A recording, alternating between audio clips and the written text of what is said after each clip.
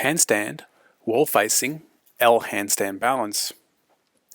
I like to use this exercise for 1, learning to balance the handstand, and 2, as a progression towards the split kick-up to handstand.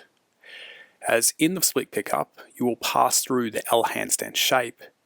It makes sense to learn to hold the L-handstand because it's easier to find balance in this split position than it is with the legs straight. When the legs are split, you have a greater error of margin, so the balance is easier to control and find.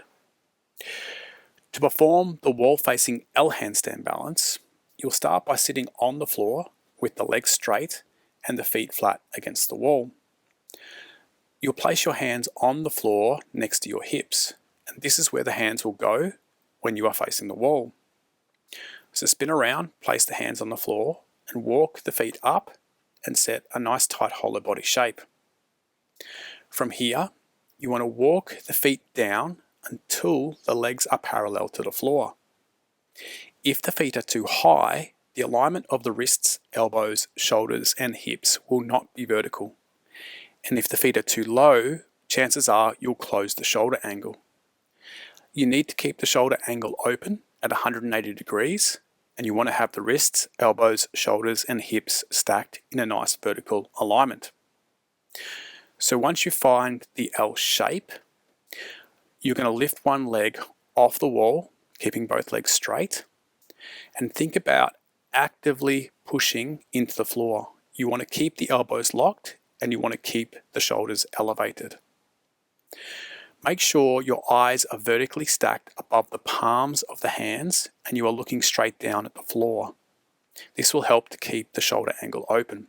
It will also give you perspective in the balance and make it easier to find and control the balance.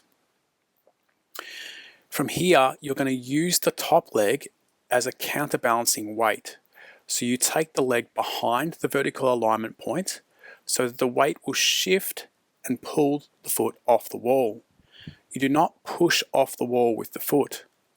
Use the top leg to establish the balance point. As you start to balance, you're going to use the fingers to control the overbalance to stop you falling off the wall. Push the fingers into the floor and maintain the tightness through the body so you can control the body weight.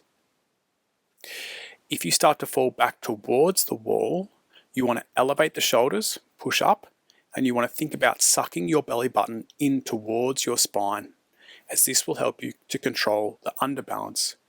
So you're going to be switching between the fingers and using the belly and the shoulders to control the L-handstand balance.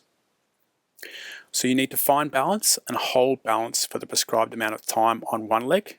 Then you'll bring that leg down and switch to the other leg and repeat on the opposite side. We always want to work both sides evenly. So hold the balance for the prescribed time and then come down from the wall.